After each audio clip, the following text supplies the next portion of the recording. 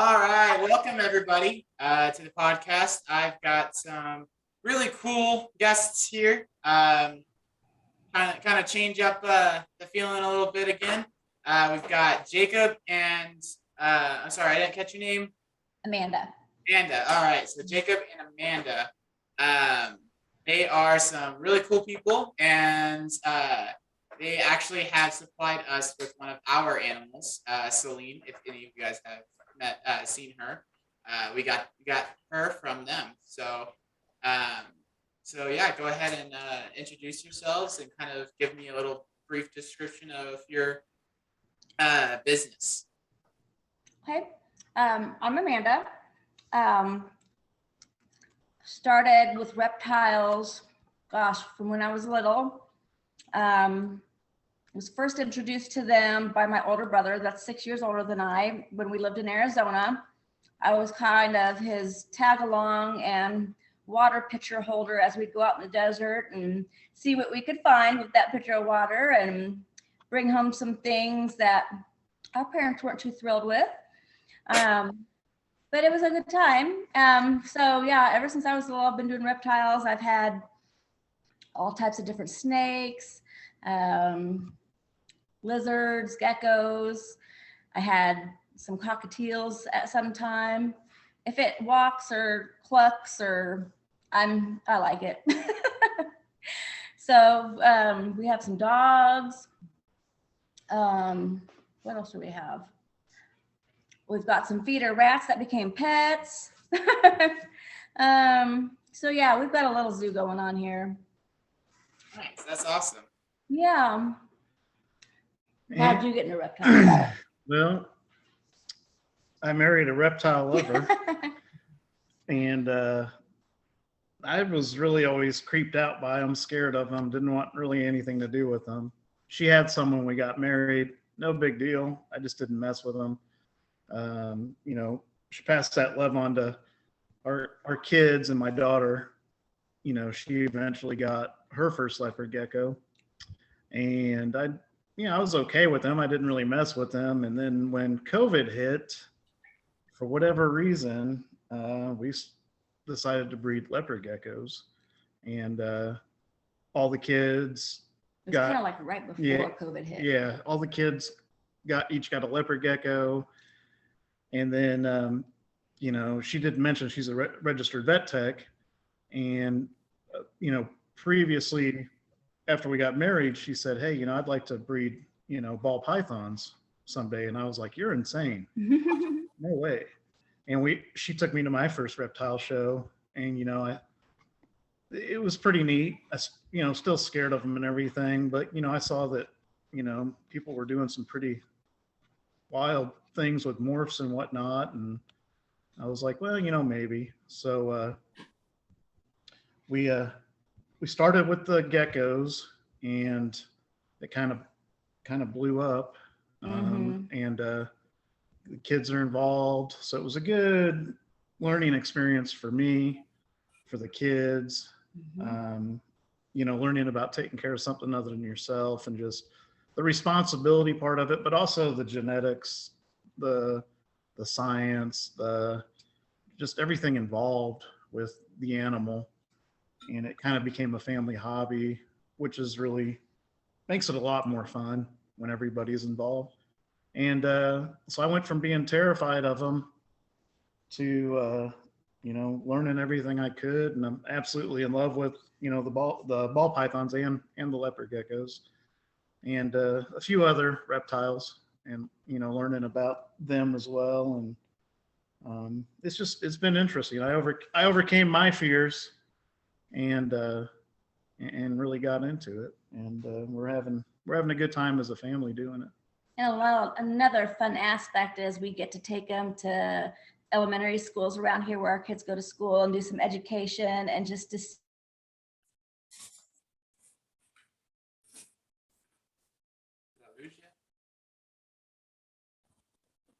I might have lost them.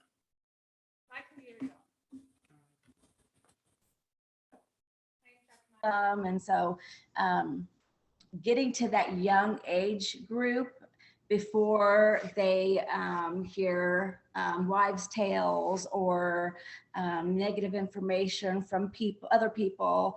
It's been pretty rewarding. And I think it's really helpful in informing the community of reptiles and just kind of broadening that pet base of not only our furry little pets, you know, but also our little scaly pets too, that they can be nice pets as well. So yeah, that's been pretty fun. Which you guys, I mean, I started following you guys before we ever met. And I thought it was really neat because that's what you guys do, is the education thing. Right. And that's one of the fun parts about it. We love the animals. It's fun. You know, it's something that we do as a family. It's something we've all learned from. But at the same time, one of the best things is going to shows and talking to people. Mm-hmm. And a lot of people are just there to look. They're not even there to buy anything. That don't know anything. It's their first show, Yeah, and so they want to know, you know, about the geckos and the snakes, and maybe touch one for the first time. And it's just awesome. It's awesome. That's one of the great parts. And then, you know, we always tell everybody. So a little bit about the business. You know, we do this as a family. We're focused on leopard geckos and ball pythons right now. We've done a little with crested geckos, but we're not trying to branch off 100 different directions because it's a lot of work. And we're so actually trying to reel it in. Yeah, trying to focus on certain things specifically. That way you can just do them, you know, better, and they have more of your attention and focus. And we have a lot of different reptiles, but we're not trying to breed them all. So, but, you know, at the shows and whatnot, you know, we have people that don't even buy from us that message us, and they need advice, they need help. And we don't care if you buy an animal from us or not. We just like talking about the animals, you know? So if you have a question about a leopard gecko that you bought, I don't know, at the pet store or a different breeder or whatnot, yeah, I've answered all sorts of questions, helped people with all sorts of things, or got her involved because she knows more about a lot of the reptile stuff than I do. And that's part of the fun. Cause I mean, we just did our taxes. We're not in this to make money. We actually lost a lot of money last year, and but it's speaking on the education and getting to talk to people. That's been the greatest thing about this community we found, reptiles and exotic community, is everyone is just so friendly and so nice and willing to take their time to educate and help out other breeders or help out other people, answer questions. And they're taking time away from their day and their family to do that. So it's been very great, and it's very rewarding in that aspect as well. We've made a lot of friends, but it's not about the money. It's about the passion. Anything we make gets reinvested right back into what we're doing. And we spent way more on the animals and their care and everything last year than what we made. And that's okay. I mean, but we're loving it. So yeah, I mean, we're having fun. It's been we've made fantastic. So many new friends. You wouldn't believe the amount of people like you guys that we've sold a leopard gecko to that send us updates, send us Christmas pictures.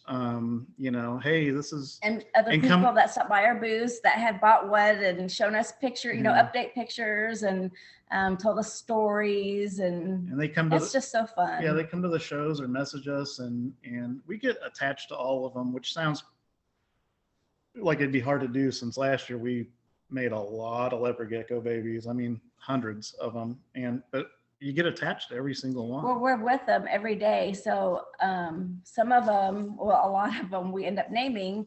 And so some of them that we'll sell will be like, oh, well, you know, that's Firefly, or that's Scorch, or that's Blizzard, or they're like, you know their names? I'm like, oh yeah, we're with them every single day, interacting with them. And they all have their own little personalities and little traits and stuff. And so, yeah, I mean, why not? Right, that's awesome. I totally understand that. I feel the same way. It's amazing how many people I've been able to meet just through the Facebook groups or shows, and just being able to be a part of it. It's awesome. Mhm.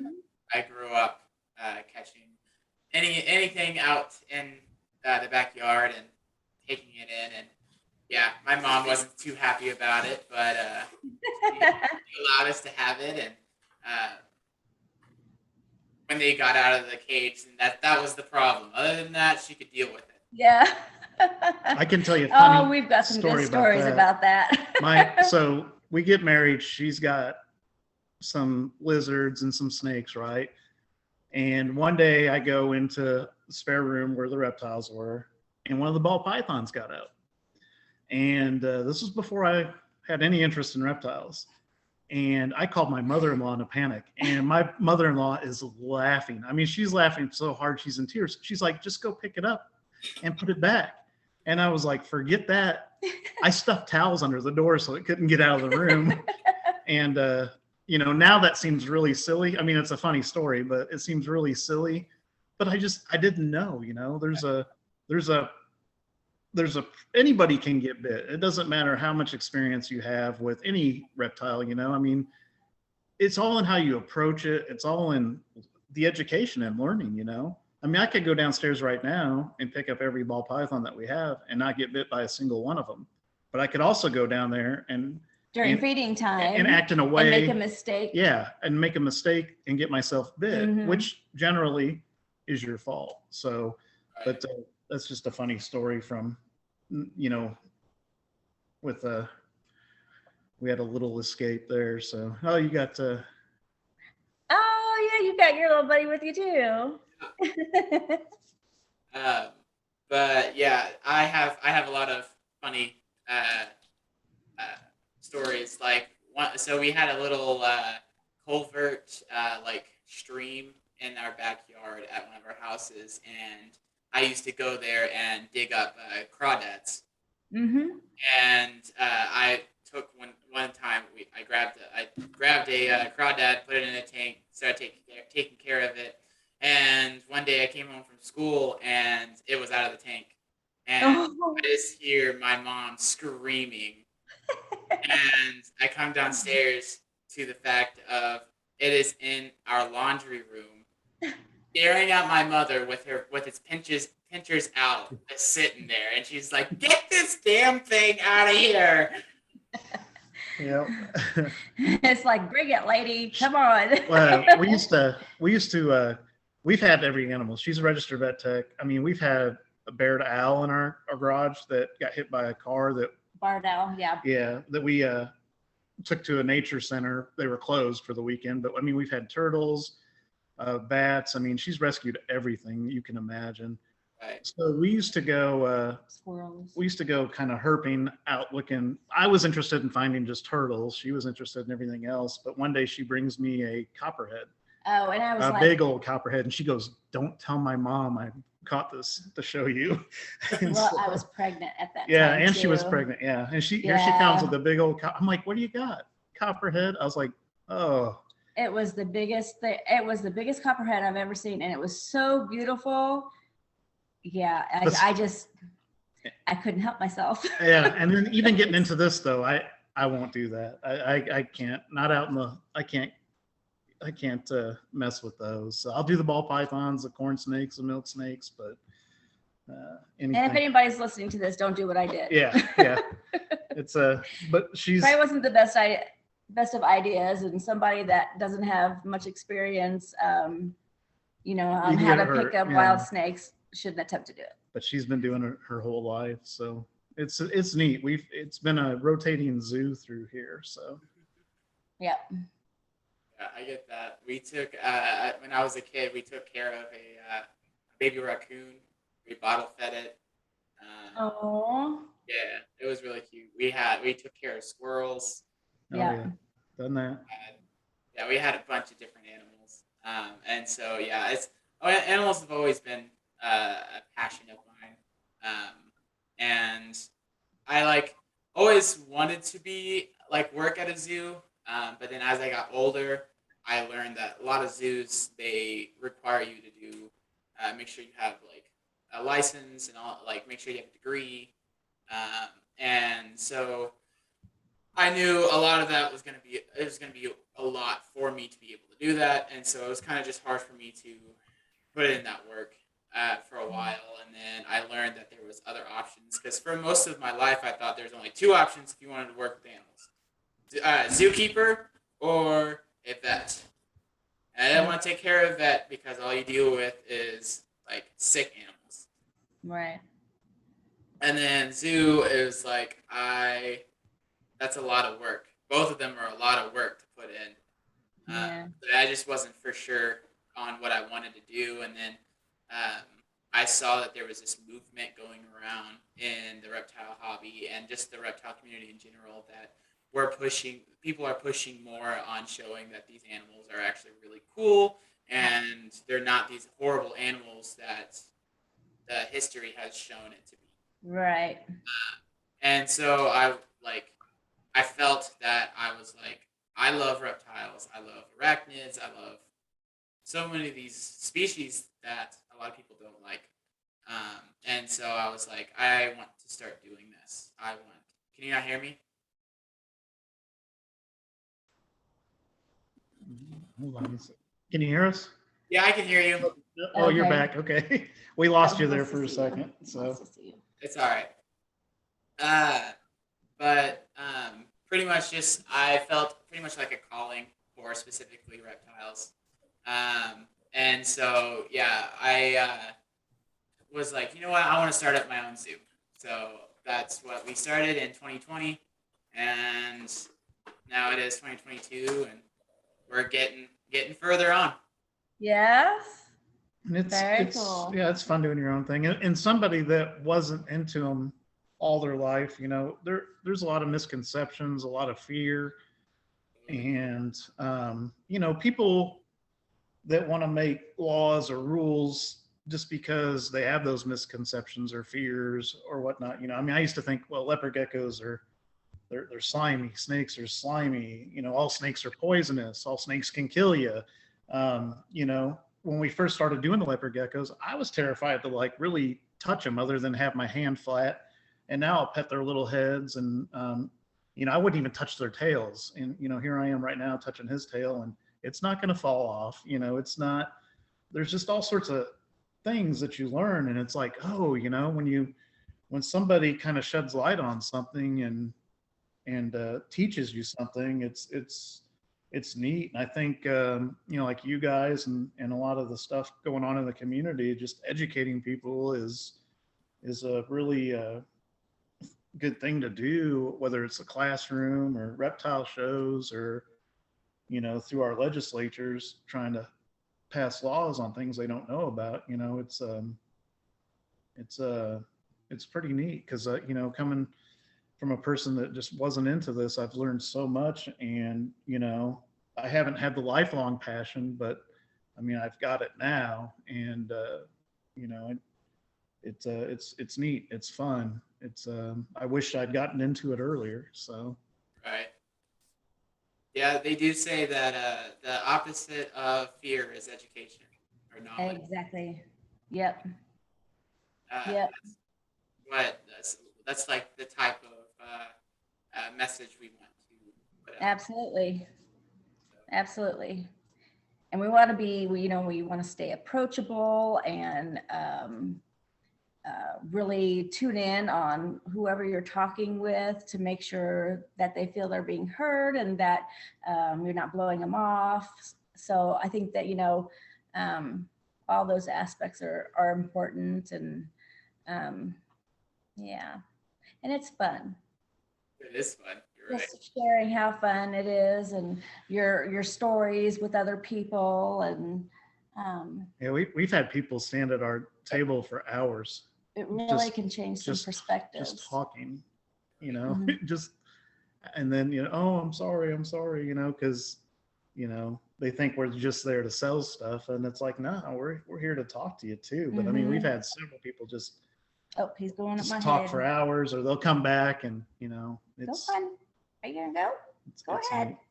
He's like, no, I'm We've not gonna do got it. we've got our biggest gecko out. This is Dusk. Dusk, Yeah. and He's 120 grams, and how long is he? He's about 11 inches. And he's our biggest boy, and he's pretty awesome. All of our leopard geckos are pretty friendly, just because we interact with them every day and hold them so and much. Our kids, and, yeah, and but we've also been when we started had experienced the little geckos that are scared and don't want to touch you, and because online you'll see people's frustrations with hey, I bought a gecko or whatever reptile, and it doesn't like me, it doesn't come out, it doesn't want me to hold it. And we've been through all that, and there's a way to get past that stuff, and that's also part of talking with people and letting them know hey, don't get frustrated, because we have people that come to us and they'll see a really pretty gecko on the table and it's $200-$300 and they want to buy it. They've never seen anything like it, but they want it for their kid who wants to hold it and interact with it. And we'll steer them towards something that's like $50 more, because all of them have different personalities, and different traits and stuff. So if I tend to choose the gecko that would fit best with the person that wants the gecko. And if they're really adamant of wanting a certain, morph or whatnot, I'm not going to tell them they can't get it, but I would, tell them ahead of time, okay, this is what you're getting into if you get one of these, type of scenarios. And I think that's really important too. And reminding them also that, geckos are a pretty long-term, commitment. We had one lady come to our table and tell us that she was looking to get another one because her one that she'd had for 19 years had just died. And my jaw dropped when I heard that number, because, I'm more familiar with, 12, 13 years tops. But when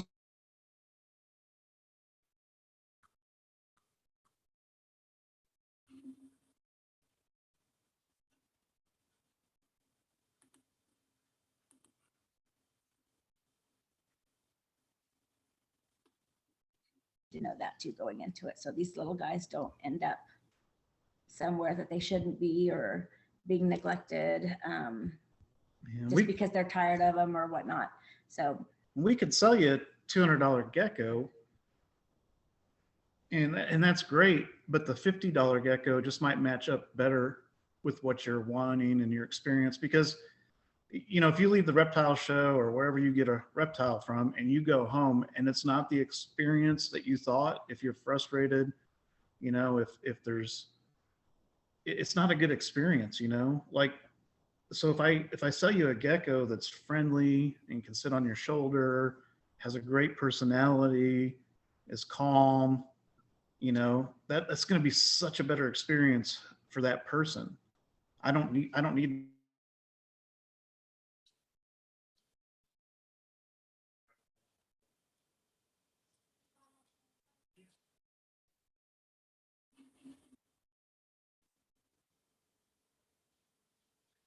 it's not fun for anybody. just, they're definitely a long-term commitment, and they like their humans. Most reptiles are, a lot of people don't understand that they can live for a long time if they're taken care of. Right. Right. And I do the same thing when it comes to a lot of, like, when I talk to people about, let's say, like, my monitor lizard, and they talk about wanting to get a monitor lizard. I'm like, well, there's a lot to it. Mm-hmm. Yes, they're amazing and really cool animals, but you're also not seeing how much work is behind them. Right. Right. And even it's the same with ball pythons. I had a friend that I took to a show, and he got himself his first ball python, and he was expecting it to be like my retic. My retic is very calm, very, like, she's really explorative, but she has no defensive reaction to anything. And so he was expecting it to be like that, very explorative, very interacting, and it wasn't. And so he was starting to kind of get frustrated, and we were trying to explain to him, like, we explained to you that, like, there's work involved. You have to put in the work. You got to desensitize it to touch. You got to desensitize it to movement. You got to put that work in. We lost you on the audio again.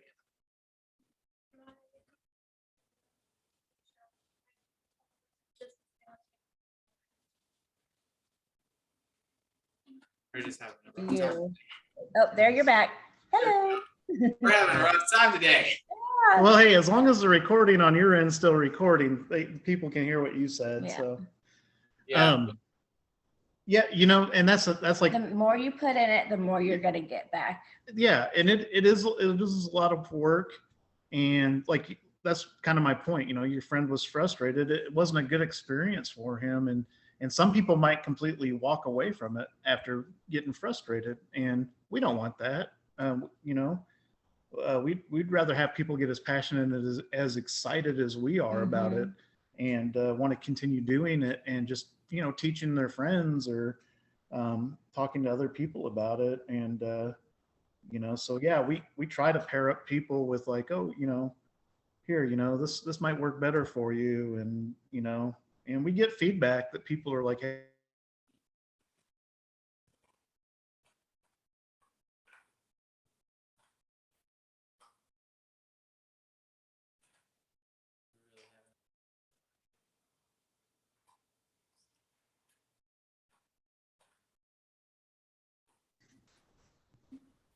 All right, can you hear me? yeah, Okay. But yeah, no, I agree. Yeah, it's crazy the fact that people want to get animals but don't want to put the work in. Right. Because a lot of it, yeah, that's most of what just keeping animals in general, dogs, cats, anything. That if you're looking for a specific goal, not every animal is going to be just like that. If you want to get it to there, you got to work through that. But then you Right. also have to build a bond with an animal and kind of learn its own behavior. Because two snakes could be the same species, but not have the same personality. Which Exactly. they both could be very like desensitized to touch, but one could be really high strung and kind of really moving. The other one, Right. Yep. Yep. And we see that, you know, that's the same thing with our geckos. It's the same thing with our ball pythons. people say snakes don't Yeah, have personalities, but I kind of disagree, because we have some that like I would be totally comfortable pulling out for anybody that came over or taking to school. And then we have some that are, you know, I wouldn't trust so much. And it's not because they're mean, it's because they're probably not hungry because we feed them, but they're probably scared. right? And the other ones are more approachable. You know, I have one of my projects that I'm doing. I mean, I open up his enclosure, and he comes right out, and he just wants to be with me and hang out. And then I try to put him back. He doesn't want to go back in there. Where there's others that they just want to hide. Just leave me alone. I'm fine. You know. So they've got little personalities too. Not as much, not as pronounced as like a leopard gecko or like our daughter's bearded dragon. Boy, you want to talk about personality. Yeah. I think she got a bearded dragon, and he's a He hilarious. is a hoot. Yeah, For sure. we have two, and they were rescues, and they're like literally yin and yang. We have one that he will run at the glass because he just wants to spend time with you, and then the other one is just like, leave me alone, don't get close to me. Yeah. Yeah. That's pretty cool. Yeah, he's quite the character. Yeah, they're really cool. It's awesome finding each personality, you know, the animal. And I just it's so much. There's so much more to reptiles. Yep. What we get taught, and so yeah, I agree. Like my favorite thing, like we did a show today, in our little community close to us. We did an event in a city hall, and we actually had a really big turnout, and it went really well. We had a lot of kids there, and a lot of kids were holding a spider for the first time, which is wow. awesome because I want to try to help for our future of not so many people being afraid of spiders and being afraid of snakes. Right. And that's, hey, I told her that's where I draw the line. I draw the line at spiders. And now we have 4 tarantulas. And technically one of them is mine. So, I get so it. things can change. Right. Well, We just got a scorpion, so. I think fear is to some extent is okay because it keeps us in check, with what we should do and what we shouldn't do. But the respect is really important. If you could just respect the animal and realize that it has a purpose and it's here for a reason, and you don't need to dispose of it. It's supposed to be here. That's oh yeah, I tell people all the that's time. really needed. That respect just needs to be I tell there people all for, the time, for all living things. Don't kill those snakes. Call us. My wife will come remove it for you. I tell people that all the time. But there's so many people that are, I see it and I'm going to kill it, and it's like, no, you don't need to. I mean, there's certain ones that you want around because, they eat copperheads. Right. The Western rat snakes here in Kansas. Yeah. Why are you going to go? I mean, keep their mice and rat population down. They serve a purpose, and just because you're scared of them doesn't mean that their life should end. And if you want it removed, let us know. We'll come do it. I'm sure that it would be not too hard to find somebody willing to come remove it. I told her in our community she ought to post, on Facebook that, hey, if you have something and you need it removed, she'll come do it. So right, we have flyers all over the towns that are close to us. Like if you have snakes, feel free to call us, and if you want them gone, doesn't mean they could be venomous, non-venomous. We'll come get them and relocate them. Fantastic. Because exactly that. When we first started it, I had 2 calls. One for a Western rat snake that was in a barn, and then another one was a garter snake that was in somebody's basement.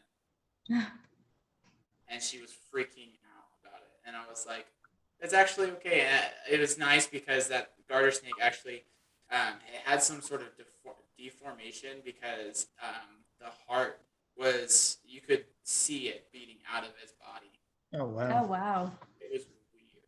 I was like, oh, no. And pretty amazing that it had lived that long with it. That's pretty amazing. Right, because it was a good size. Wasn't like a baby. It was definitely an adult size. Wow.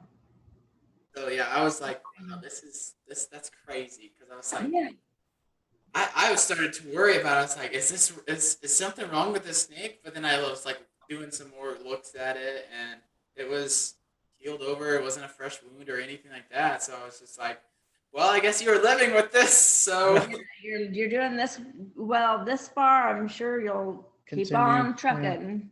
Right. But yeah. So how do you guys feel about this new law that's trying to get passed in the Lacey Act? Well, I mean, see, it's frustrating because I don't know these lawmakers personally. I don't know what their history or knowledge is about this stuff, but it appears to me, from my perspective, that there isn't much knowledge there to base their decisions that they're trying to make on. So you never want to see somebody in a position of doing something and making a huge decision that could affect so many of our pets that don't have any knowledge or really any history of them themselves. So that's really frustrating. Not too happy about it, because, that could really negatively affect a lot of people's pets. Not just that, but I mean, once again, they want to punish the masses for what a few people are illegally doing. People that dump large snakes in the Everglades, people that that are doing shady things. And again, that comes into education.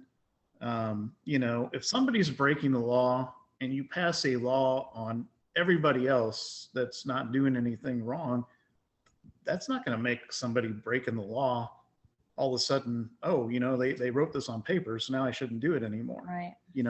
They're just a bad person, or they might have made a mistake, but it's just it's too broad. It's not right. It's not fair. There are so many responsible breeders and pet owners. I mean, you're talking pet shops. You're talking. It's going to affect zoos.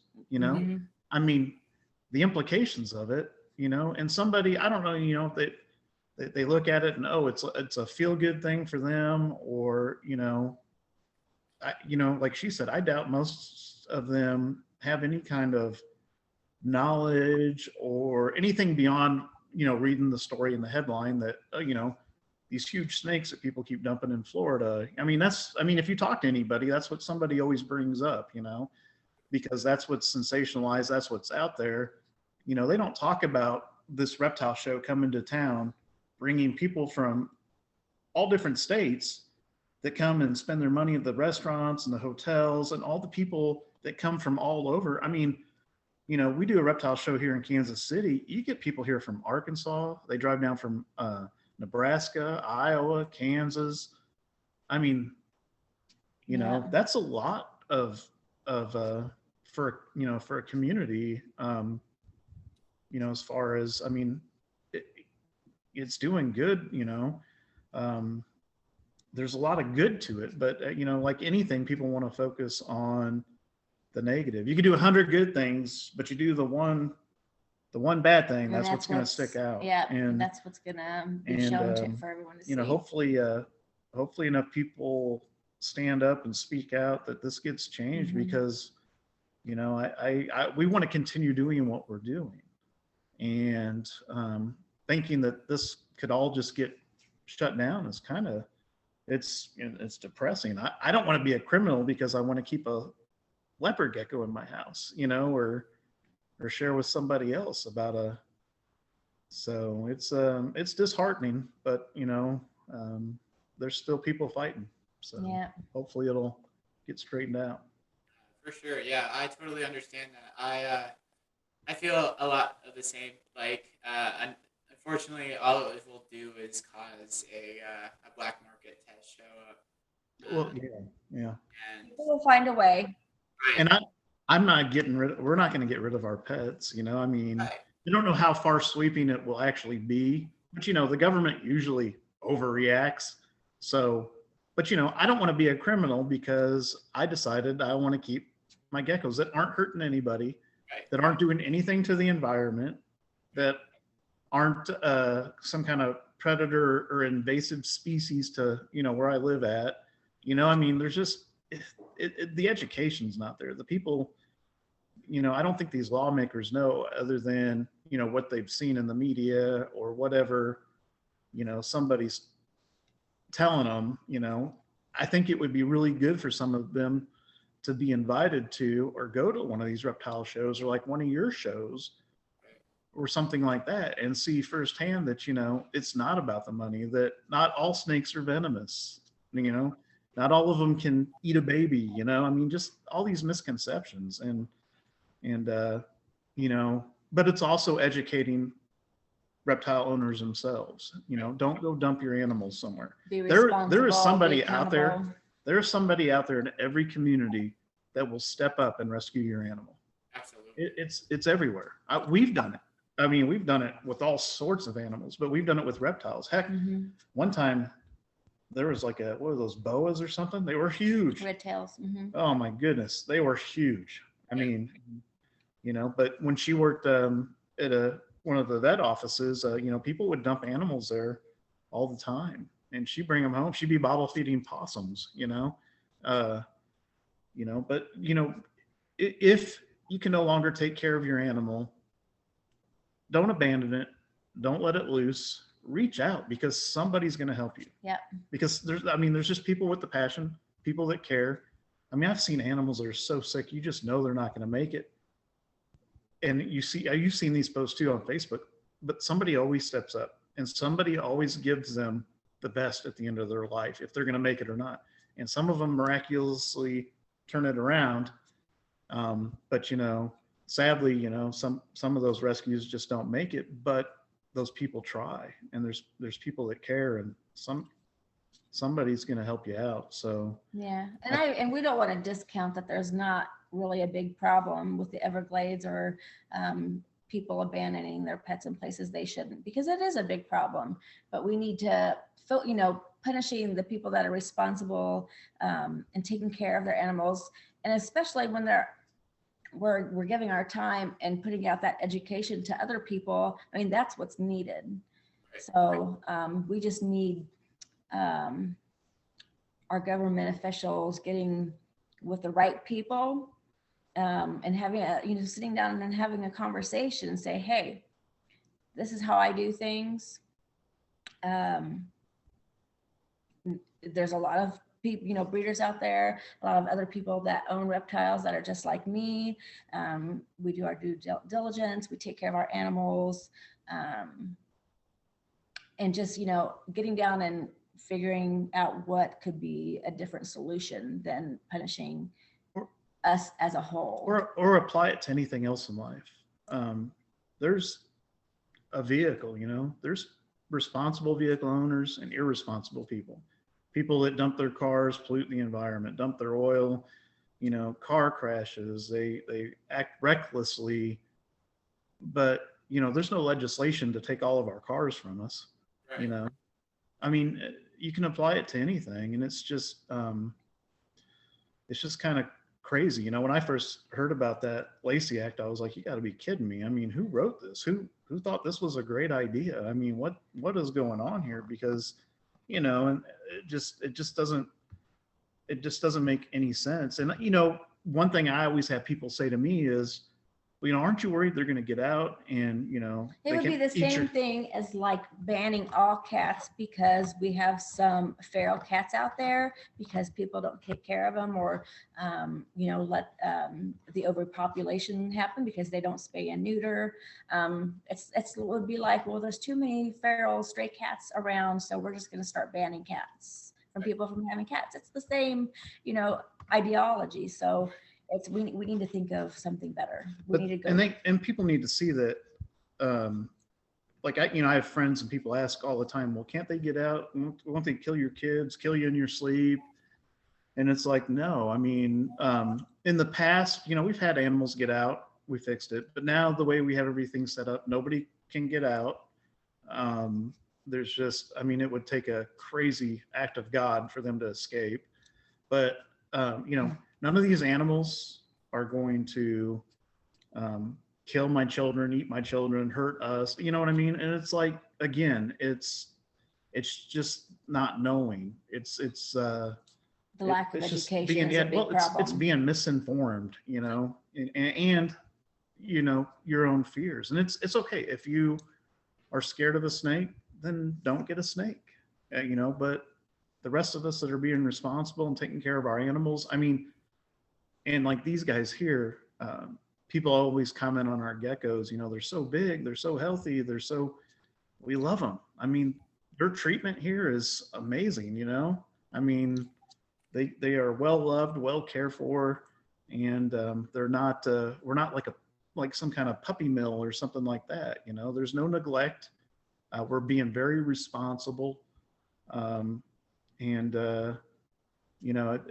I think there's that side that needs to be seen too, I think it just boils down to the lack of information, the lack of education, and, the lack of knowledge of going to a reptile show, seeing what's out there, talking to these people that are selling this or that, finding out the information on them. I'm still learning every time we go to a show. I learn something. Oh yeah. We're always learning something new. It's awesome. That's always the best way, is to learn more every time that you spend more time with. Yep. I totally agree. Like the whole idea of the fact with the Everglades, they won't talk about the fact that there's most of the destruction and like loss of native species. They won't talk about that. It's the fact that um, we're building more roads in the Everglade. We won't talk about that there's a ton of feral cats. They won't talk about any of that because that stuff doesn't sell headlines. Oh no, no one wants to talk about what The kind other, of negative impact we're having. the other No fact. one wants to say, put the blame and take responsibility for their own actions. Right. Always let's push it out on this problem and we're going to go blame it on this. We found a scapegoat that we can push the fear. Right. Reptiles are always this like the scapegoat because they won't talk about any of the invasive plant life that's Right. sort of. Yeah. They only bring up, oh, there's these 16 plus foot snakes that are eating everything. That's the reason why we're having problems here. And But those same species are native in other countries. right. And it's like, I mean, come on, they're not destroying everything there. Now, I know that the Everglades is not their natural habitat, but they came from somewhere. Right. So they're not just this all destructive. This alien force Yeah. that invaded and has no place in the world. Right. Yeah. I feel like there's a lot of places in the U.S. that have invasive species of some sort. Mm-hmm. They're reptiles, mammals, birds, anything. Well, it's just like killer bees. Right. They're migrating to where they want to go to. You can't stop that. Right. So I don't think a lot of that is because the Earth's going to balance it out. Like, right. as long as we don't make things worse. Yeah. Mm-hmm. Right. And that's, again, in education and teaching people, hey, Right. be a responsible pet owner. People come to us, hey, I got this 40-gallon aquarium. I want to buy your leopard gecko. And it's like, honestly, that's too big. They want a smaller space. Our adults, we recommend 20, Yeah. because they want to feel secure and whatnot. And, oh, I didn't realize that, and that's something I didn't know at the beginning either. I mean, everybody always thinks bigger is better, right? But it's not, and that's just in learning. It might be for a different type of gecko, but for ours, we don't believe so. And, but I also tell people, hey, we're not the end all say all of everything. No. You can find two arguments that have valid points Right. for the same thing online, whether, reptiles or not. And we always tell people, hey, look at our reptiles here. This is what we do. Look how healthy they are. Look how, This is how this is what we're doing. We've created our success. If you want to try something else, that people disagree on, like lighting or whatnot, do your own research and see what works for you. Mm-hmm. Because we're not going to tell you. I mean, people want to argue on Facebook and there's always a little variation to everything. But people get in arguments and about, UVB lighting on, and stuff like that. And it's like, I mean, come on, really? I mean, find out what works best for you, what works for the animal, do your research. You could get two different opinions from vendors at a show that have the same animals. But do your own research, because I think we're still learning. I don't think anybody has 100% of the answers for anything. So you've got to be open to learning and adjusting. And we do things differently now than what she did when she started with reptiles. Things change. We learn more. We learn what's better, and you got to be open to that, no matter how much experience you have in it. So we tell people to do their own research, but if you want evidence of whether or not we're doing the right thing, please look at our animals and know that, we think we're on the right track. So, but we know that we don't know everything. So a happy, healthy pet will be a lot more rewarding than a pet that is not healthy, because you're not providing for its needs, and it's not going to be what am I trying to say here? It's not going to be feel safe and secure, and But that relationship, Yeah. you know, you're going to have a really good relationship with that pet if you're providing for all of its needs. If you're not, then no, that relationship is probably not going to be so good. Yeah, if you have a reptile tank in your living room and you go check on it, you know, every 2 weeks, I mean, you're not, Or every month or every you two know, I months. mean, and then you're upset because, you know, I can't pick up my gecko.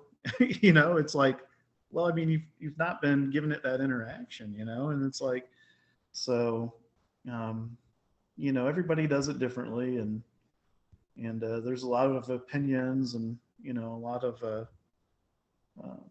thoughts out there in the cyber world. So we tell people, hey, you know, also, you know, look for yourself, you know, get some other opinions, and Most issues and problems that come up will always boil down to husbandry. Yeah. I've found that to be truth from experience. 90% of the time. Yeah. You correct the mistakes that you've got going on in their enclosure, the gecko will get better, or the whatever it is will get better.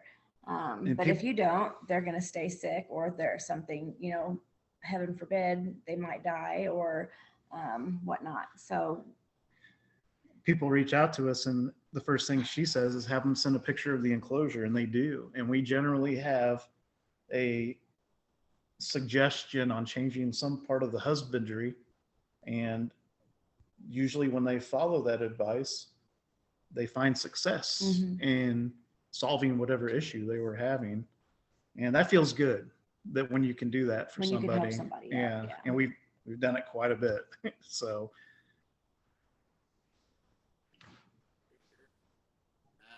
I totally understand that.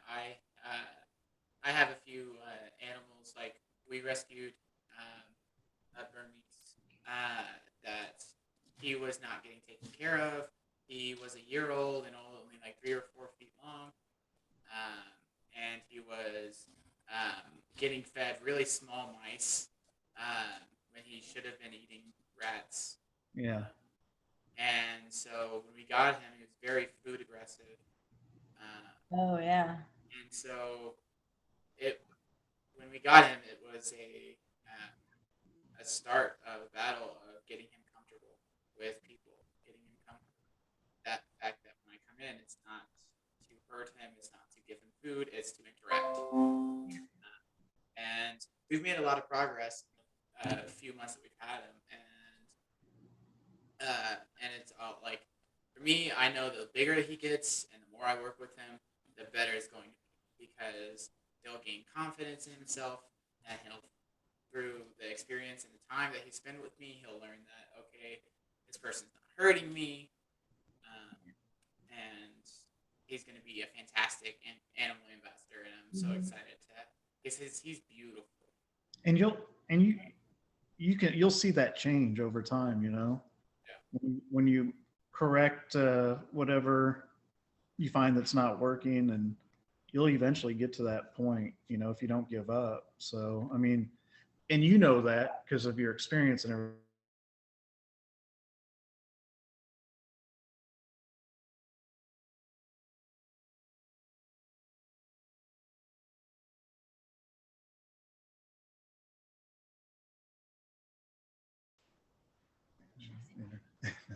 Okay, I think I'm back. You're back.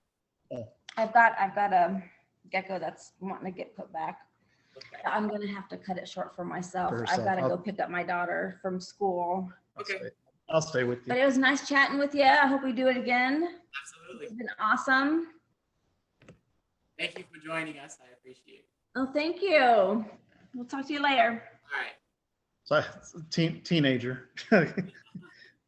We get told at the last minute the schedule, you know, so it's like, so it's so not only do we have the pets, but we got the kids. So we've got 5. 2 of them have already graduated and moved out, but we still have 3 at home. So it's a lot of, we're always busy. So I understand. I've just got a bunch of animals.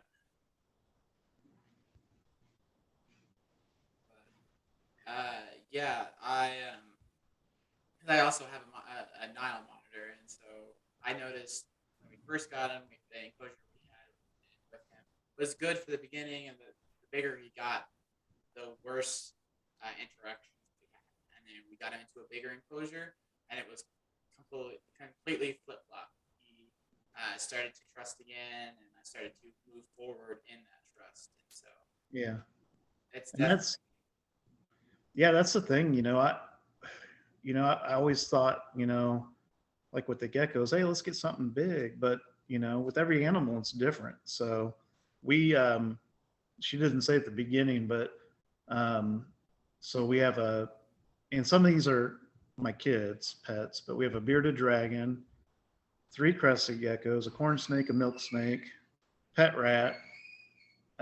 We're somewhere around 300 leopard geckos, 50 ball pythons, 2 German shepherds, and it's a zoo here, so right. it's but it's neat. We did have some uromastics, and I mean she's had every reptile you can think of, and they all have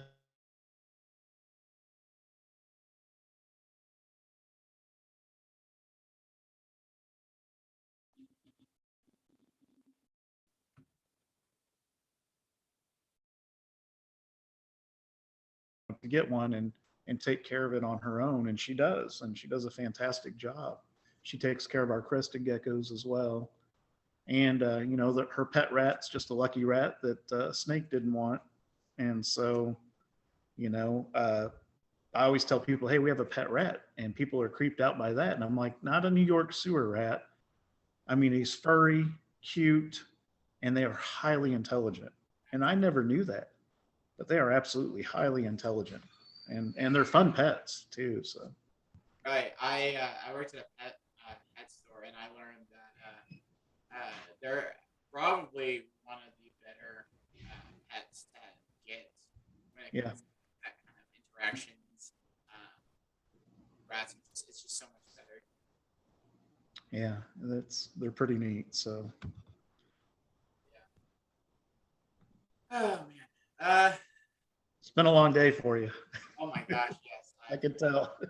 Unfortunately, I've been up since 1:30 this morning. Um, Oh, we went to bed at 4 after taking care of animals, and I've been painting this living room, and the ceiling is as high as the second floor, so no fun. I'm trying to get that done, and it's and juggle all the kids things that they tell us at the last minute. So But I appreciate you guys finding the time and coming on. well, we really appreciate the invite. We appreciate what you guys are doing, and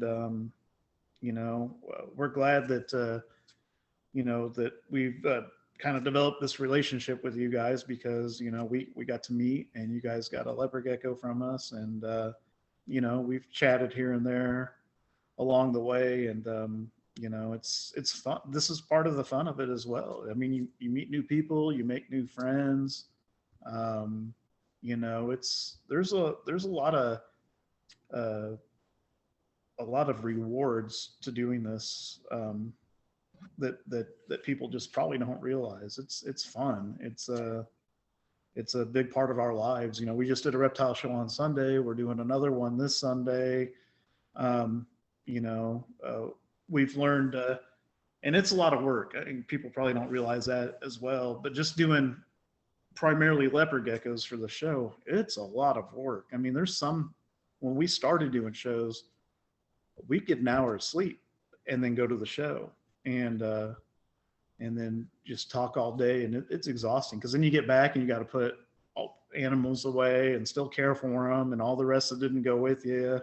And we find, now we're at a point with experience and learning that we have a system down that makes it much smoother. We get more sleep the night before the show, but it's but all the friendships and just relationships that we've made, it's we're not in it for the money. I mean, I think eventually, um, the big breeders and guys that are doing cutting edge things, I mean, eventually you can get there. And maybe when I started, that was the goal. Was I saw, my wife took me to a reptile show, and I saw a piebald. And at the time, there weren't as many morphs and ball pythons as there are now. And the piebalds were selling for $25,000 at the time. And so that might have aged me a little bit, but um, I saw that and I told her, I was like, okay, we can do this. You know, I mean, I was like, wow. And that was kind of the lure for me into wanting to get into it back years ago. But you know, we didn't until COVID hit, and it changed. You know, it's not. You know, I want to go sell leopard geckos, but that way I can, you know, get a better thermostat for them, or you know, get them this, or you know, it's all going back into it. So it's, you know, it's not about that. And then, you know, your priorities just change over time. For us, it's a, you know, the relationships, the education. So it's a lot of fun, but you know, we're not gonna we're not gonna stop, and we got a lot of things planned for the future, and you know, we've invested quite a bit in ball python morphs, and you know, this year we're kind of doing a few neat things, but next year's really going to take off for us because our females will, a lot of them will finally be big enough, you know, to do some projects that we're working on. As far as leopard geckos, we went crazy. We got excited. We went nuts and tried to buy every morph we could. And then last year, we just, a crazy amount of babies. And it's just, it's a lot of work. And we decided, you know, we need to try to focus on certain things, certain morphs, certain projects that'll just be, I don't know, more, I want to say more rewarding, but I don't know if that's the right word, but just, we don't want to be so spread out, you know. Right. We want to like try to make the best of like these morphs. And one neat thing is we've made a combination that nobody else has yet, or at least nobody's talked about it on the internet. There's no pictures, there's no anything out there. It's not a new morph per se, and it's not a new genetic, but it's something that nobody's combined yet, surprisingly. And they're really neat. And she's kind of kept that under wraps, but hopefully sometime this year we're going to kind of put that out there and share with people, and let everybody see that. And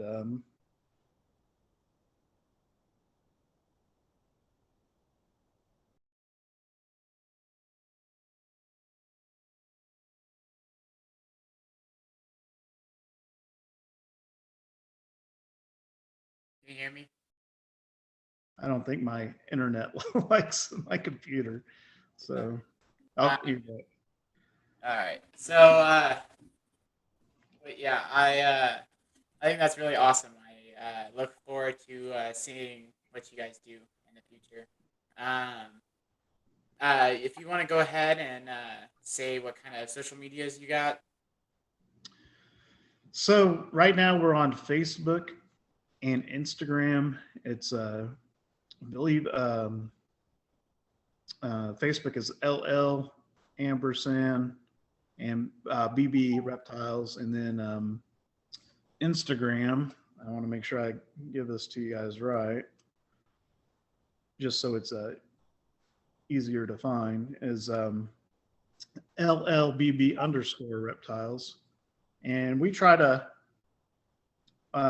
post a lot of hatchlings and any new animals that we add and shows coming up, and people can communicate to us through both, and we do answer questions and try to help you know, anybody that has questions, or if somebody wants to meet outside of a show or see some stuff, we're always available. One of us usually gets back to somebody pretty quick. So those are the best ways to contact us. All right. Well, everybody go check them out. They've got some awesome leopard geckos, and when we saw their ball python collection, some of the ones that they were selling on Sunday, they looked really, really well, and they had some really cool patterns. So everybody go check them out if you guys are interested. Other than that, I appreciate you guys coming. Sorry, we had so much technical difficulties. That's okay. Thank you for the opportunity. We appreciate it, and look forward to just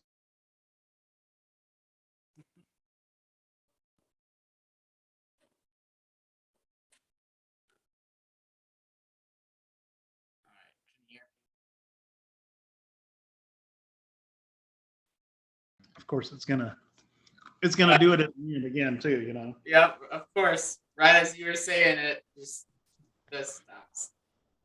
Well, we just want to thank you for the opportunity. We've never done anything like this. My wife doesn't like talking, so well, she does at the shows, but I'm kind of the talker. She's kind of not. So Right. Well, you can let her know that she did great. yeah, okay, I will. Yeah. But all right. Well, you guys have a fantastic day. Thanks. Let us know when you post it, and we'd love to share it. So Yeah, we will definitely. and thanks for working around our schedules. I know Of course. I travel for work and I work on call, so it's hard sometimes for me to nail stuff down. So Right. Busy. well, thanks so much. Enjoy the rest of your night. Yeah, you too.